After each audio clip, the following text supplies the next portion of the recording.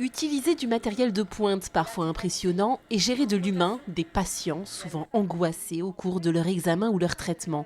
Telle est la double casquette des manipulateurs radio, une profession bien souvent méconnue.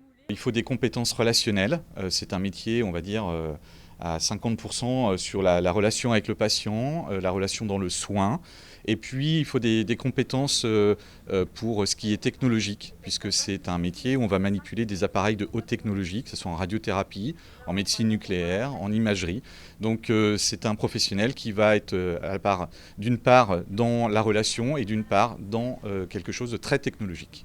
Un univers que lycéens, étudiants ou tout simplement curieux ont pu venir découvrir au cours d'une matinée de démonstration au centre hospitalier départemental de La Roche-sur-Yon. Ici, dans le service de médecine nucléaire, c'est un produit radioactif injecté aux patients qui permet aux images d'apparaître. Le métier change du tout au tout selon le secteur où il est exercé. C'est 3 secteurs différents dans lesquels le métier de manipulateur radio va s'exercer différemment.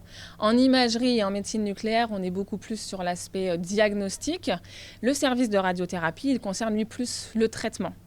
Donc voilà, différents secteurs avec différentes possibilités pour les manipulateurs radio d'évoluer. Et puis en plus, on prône ça au sein de l'établissement, de pouvoir être mobile s'il le souhaite d'un service à un autre et de ne pas forcément faire sa carrière au sein d'un seul et même service. 120 manipulateurs radio travaillent au CHD.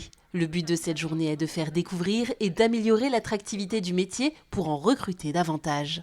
Il y a constamment, oui, des opportunités de recrutement tout au long de l'année, soit pour couvrir des besoins de remplacement, soit pour permettre de répondre au développement de notre activité par des créations de postes ou pour remplacer des professionnels. Avec plus de 110 participants, cette première journée d'immersion est en tout cas un gros succès. Le CHD envisage d'en organiser d'autres pour mettre également en avant d'autres professions.